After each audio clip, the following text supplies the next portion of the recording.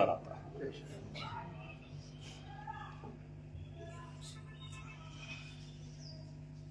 ہر شخص ایک دوسرے کو ڈرانے کو لگا. کبھی لوگ حکومتوں سے ڈرتے ہیں, کبھی پرشاسن سے ڈرتے ہیں, کبھی شاسن سے ڈرتے ہیں, کبھی ٹیچر سے ڈرتے ہیں,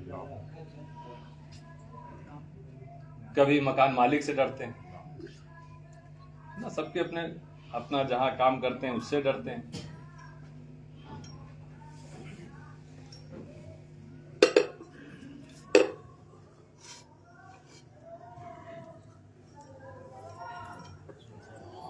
بس معاملہ صرف یہ ہے کہ جو ایک ذات سے ڈر گیا وہ کسی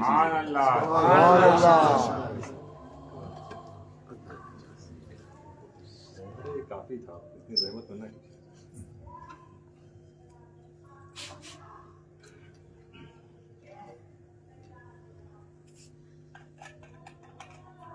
ڈرنے میں دیکھ لیجیے, اگر محلے کا کوئی کتا پاگل ہو جائے, اللہ اکبر, کتا لیکن لوگ اسے ڈرنا شروع ڈرتے. سانپ سے لوگ ڈرتے, شیر سے لوگ ڈرتے ہیں, جتنے چیر پھاڑ کرنے والے جانور ہیں ان سے لوگ ڈرتے ہیں, اور ڈرنے کی وجہ سے ان سے کیا کرتے ہیں, وہ بھاگتے ہیں. پاگل کتا جدھر ہوگا ادھر کوئی نہیں جائے گا, دوسری گلی پکڑے گا. پتہ چل جائے کہ ابھی بورسر میں ایک شیر کہے گا,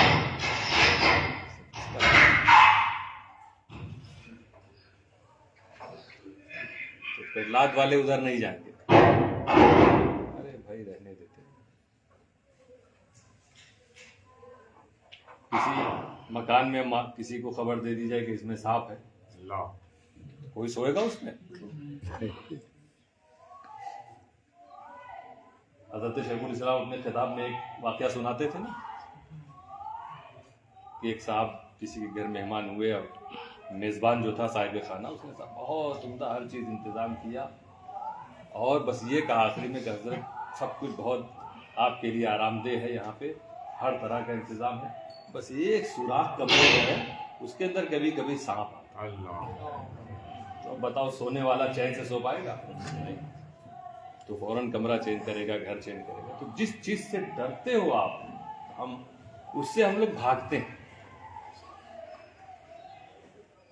لیکن جو بات خوف خدا کی ہے, اس کی شان یہ ہے کہ خدا سے خوف رکھنے والا, خدا سے ڈرنے والا خدا کی طرف بھاگتا. یہ فرق ہے دوست. یہ ایذا دینے والے جانوروں سے جو ڈرا وہ ان سے بھاگتا ہے کہ ان سے دور رہو, اور اللہ سے ڈرنے والا اللہ کے قریب جاتا ہے. جتنا زیادہ ڈرے گا اتنا زیادہ اسے قرب حاصل ہوگا. اتنا اللہ اس کو قریب کرتا رہتا, اتنا قریب کرتا رہتا کہ رب قدیر اسے اپنے رنگ میں رنگ دیتا ہے. ایسا رنگ دیتا ہے کہ اب حدیث کی اس روایت کے مطابق اذا رؤوا ذکر اللہ, اب اس خدا سے ڈرنے والے, خدا کے رنگ میں رنگے ہوئے والے کو کوئی دیکھے گا تو اسے خدا یاد. سبحان اللہ, زندہ باد. ہم سب جن کی بارگاہ میں یہ ایسے ہی خوف خدا رکھنے والی ہستی کا نام,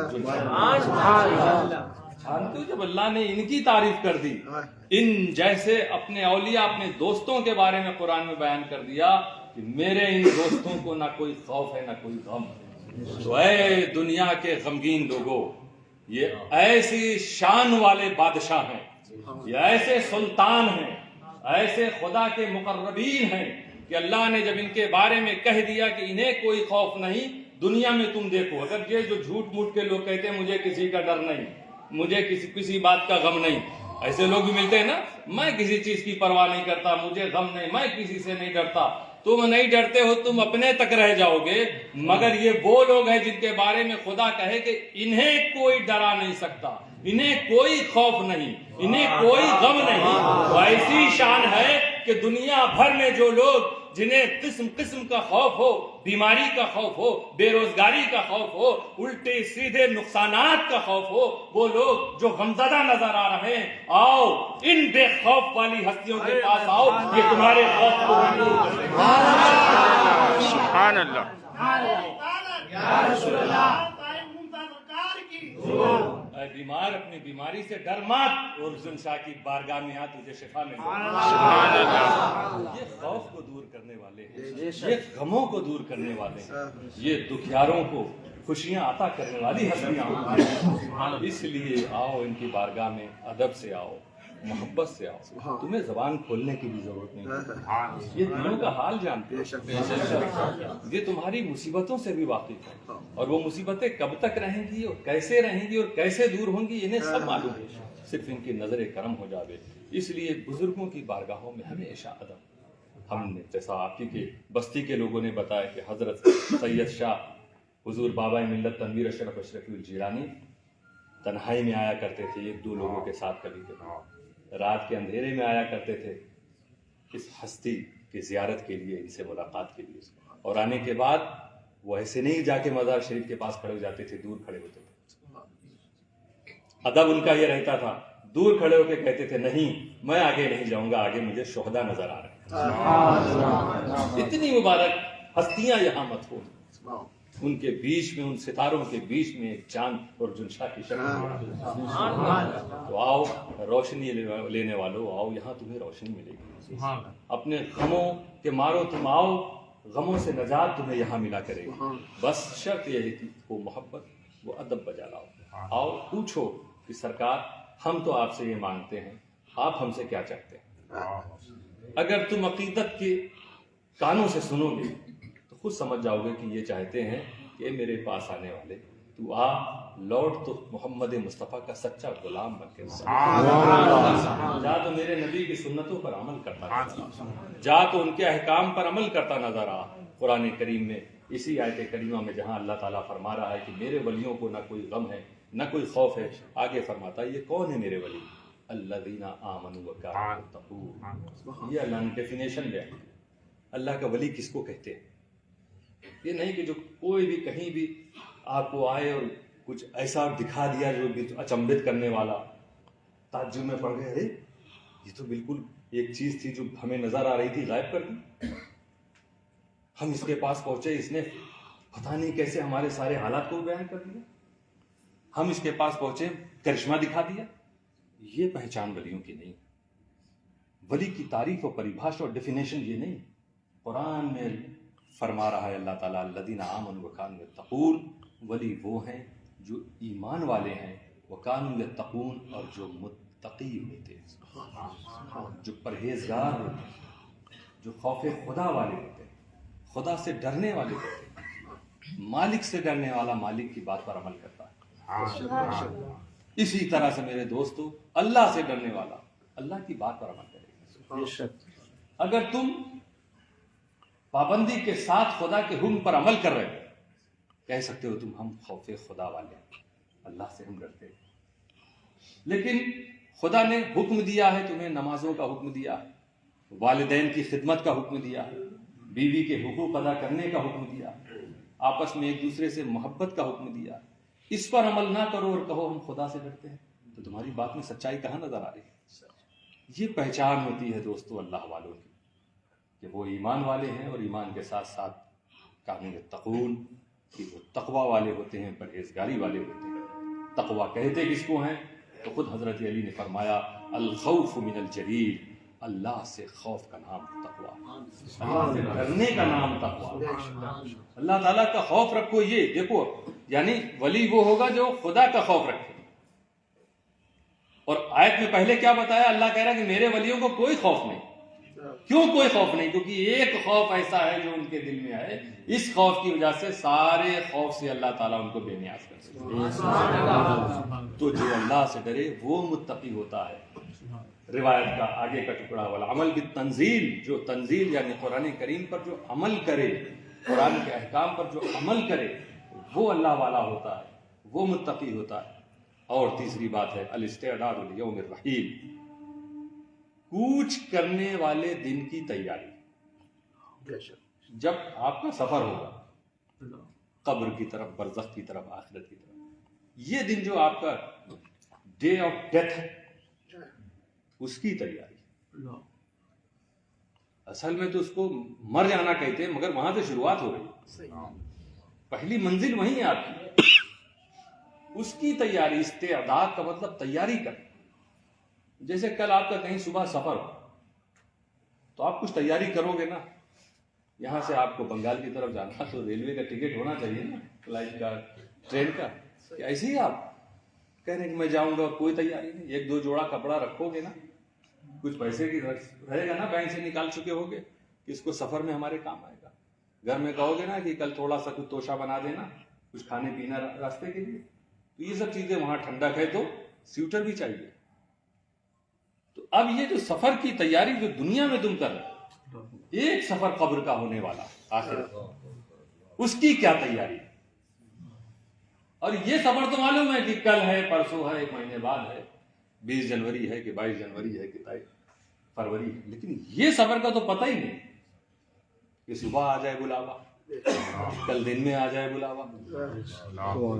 تو اس کا مطلب فروری والے کے تو ہم جنوری کے آخری میں تیاری کر لیں گے کیونکہ معلوم ہے. لیکن جس کا معلوم نہ ہو تو ہر وقت تیار رہنا پڑے گا. جو ہر وقت خدا کا خوف رکھے گا وہی خدا کا ولی ہوتا ہے. یہ بزرگان دین یہی چاہتے ہیں کہ اے میرے چاہنے والوں، آؤ تم بھی خدا کا خوف شروع کرو. اللہ کا حکم ہے رزق حلال کا، تو رزق حلال دھوکہ دے کے کوئی رزق مت حاصل کرنا. وہ روزی مت لینا، پھینک دینا ایسی روزی ہے، ایسے پیسوں کو جو رشوت کے ذریعے آئے، کسی کو دھوکہ دے کر آئے، کسی کو تکلیف پہنچا کر آئے، تو وہ رزق حرام ہے تمہارے لیے. خدا کا خوف ہوگا تو تم سوچو گے رزق دینے والا تو وہ ہے. جب اس نے ذمہ داری لے لی ہے رزق کی، تو ہم کیوں بلا وجہ جائیں رزق حرام کی طرف؟ کیوں ہمیں؟ کیونکہ کوچ کرنے کے دن کی تیاری کرنے کی. یہی رزق حرام کل قبر میں ہمارے لیے مصیبت بن جائے گا. زمینیں ہیں، آپس میں بٹواروں میں اختلاف ہو جاتا بھائیوں. کبھی کبھی کچھ لوگ ایک دیوار، ایک فٹ، آدھا فٹ کے لیے حق مار دیتے، حق تلفی کر دیتے. قبر دبائے گی دوستو. ایک انچ بھی اگر کسی کا حق مار دیا. اس لیے کبھی بھائیوں میں آپس میں اختلاف ہو تو یہ یاد رکھنا دوست، کسی تیسرے سے مل کے انصاف کے ساتھ جو فیصلہ ہے اللہ اس میں خوب برکت دے گا.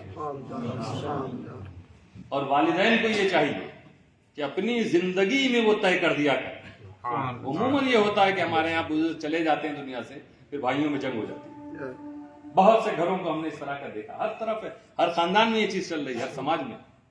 لیکن والدین خود اپنی زندگی میں جب یہ طے کر دیں کہ دیکھو یہ میں نے تم کو دیا، یہ تم کو دیا، یہ تم کو دیا، اس طرح سے، اور خوشی خوشی سب بچے اس وقت آپس میں محبت بھی رہتی ہے، مان بھی جاتی ہے، تو آگے ڈسپیوٹ سے وہ بچتے ہیں. یہ سب کیوں کرنا چاہیے؟ ہمارے بچوں میں آگے اختلاف نہ ہو، تاکہ وہ دن قبر کا، حشر کا جو ہے اس میں ان کے لیے مشکلات نہ پیدا ہوں، ایک دوسرے کی حق تلفی نہ ہو جائے. اس طرح دوستو ہم اہل سنت والجماعت، اللہ نے ہمیں ایمان دیا، سچا عقیدہ دیا، اولیاء کرام کا سایہ دیا. صرف ہم عمل کرنا شروع کر دیں، سچائی سے زندگی گزارنا شروع کر دیں. ہم چلیں تو صراط مستقیم نظر آئے، ہمارا ہاتھ اٹھے تو حقانیت کی طرف، ہماری زبان اگر کھلے تو سچ بولے صداقت کے ساتھ، کسی کا دل نہ دکھایا جائے، بلکہ جو دکھ بھرے دل ہوں ہم انہیں جوڑنے کی کوشش کریں، ہم انہیں پیار سے سمجھانے کی کوشش کریں، محبت بانٹنے کی کوشش کریں. یہ ساری وہ چیزیں ہوتی ہیں جو آپ کو قبر و حشر میں کام آئے گی. رب قدیر ہم سب کو صراط مستقیم پر چلنے کی توفیق عطا فرمائے. صلاۃ و سلام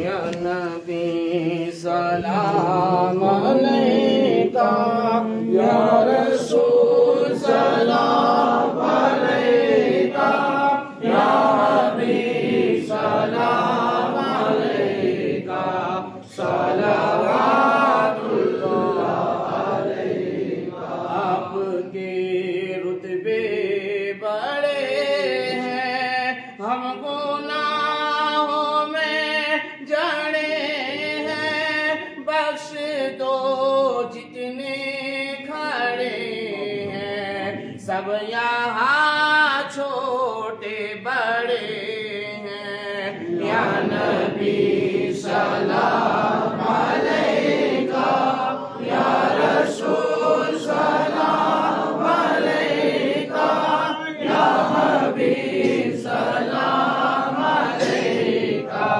صلوات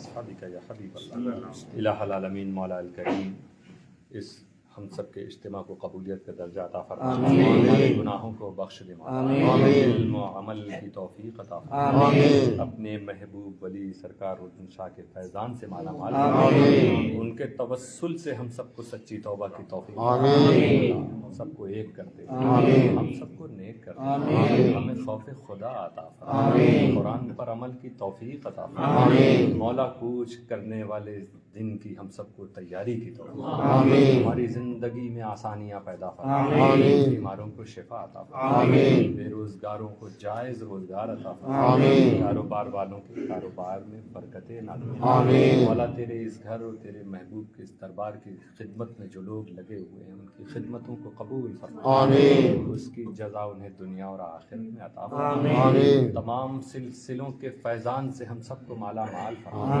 تمام سادات کرام، مشائخ اعظام، علماء کرام کی حفاظت فرما، حضور شیخ الاسلام کے سائے کو دراز فرما، مولا ہم سب کو جب تک زندہ رکھ اسلامی زندگی کے ساتھ زندہ رکھ، موت دے تو ایمان کے ساتھ موت نصیب فرما، ہمیں دین و سنیت کی پوری زندگی خدمت کرنے کی توفیق عطا فرما، ایمان و عشق و محبت امام احمد رضا کی تعلیمات پر عمل کی توفیق عطا فرما، مولا اہل سنت والجماعت کو ایک کر دے، فلسطین کے مسلمانوں کی مدد فرما، فلسطین کو آزادی عطا فرما، الہ العالمین ہمارے اس قصبے کو، صوبے کو، ملک کو خوشحالی عطا فرما، ہر قسم کی پریشانیوں سے نجات دے، الى روح النبی صلی اللہ تعالی علیہ وسلم وإلى أرواح جميع الأنبياء والشهداء والصالحين الفاتحة.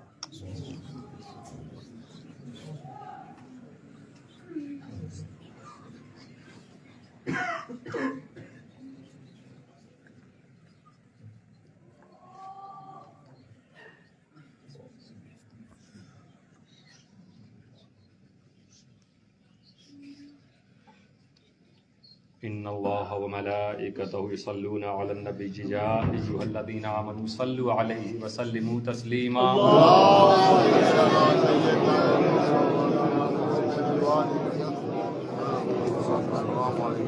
صلى الله عليه وسلم محمد وآله وصحبه أجمعين.